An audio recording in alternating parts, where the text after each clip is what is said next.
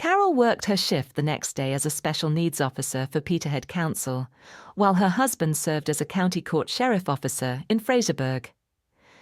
Their old lady babysitter informed them that Lucy had been playing quietly by herself after she brought her back from day school at 3 p.m. It was now around 6 p.m.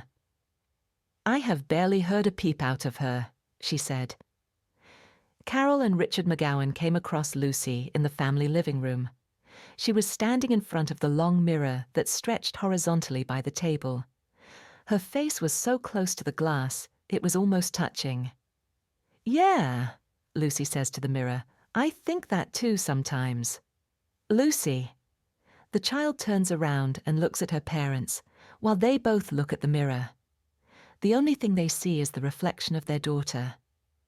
She has neatly trimmed, sandy-coloured hair that reaches her ears, a haircut that Carol thought made her daughter look more like a boy than the baby doll she would prefer her to be.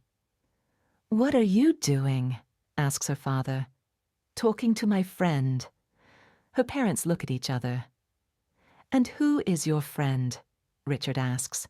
"His name is Colin, and he lives in the mirror." "Is that your friend, the one you were playing with last night?" Carol asks. "Uh-huh. Oh, I see," says Richard. "Can you see him?" says the child to her parents. Carol and Richard shake their heads. This only serves to delight the child. "He must be your invisible friend," Carol says. Lucy spins around to the mirror. She looks at it for a moment and then nods her head. "You're right." Lucy looks at her parents. "Colin says that I'm special because only I can see him. Okay, honey, you play, and we'll call you when your tea is ready." Lucy already has her back turned and is having an animated conversation with the mirror. Every once in a while she turns around to see if her parents are there, or if they're listening. Later, at the table, Lucy eats just a little, as any finicky child would at times. Maybe. Her parents talk about their work lives and the criminal justice system. They then notice that Lucy has turned completely around in her seat and is staring at the mirror in the hall. "Lucy, finish your tea." "Mum, can I go and play? Colin is waving to me, and he wants to talk."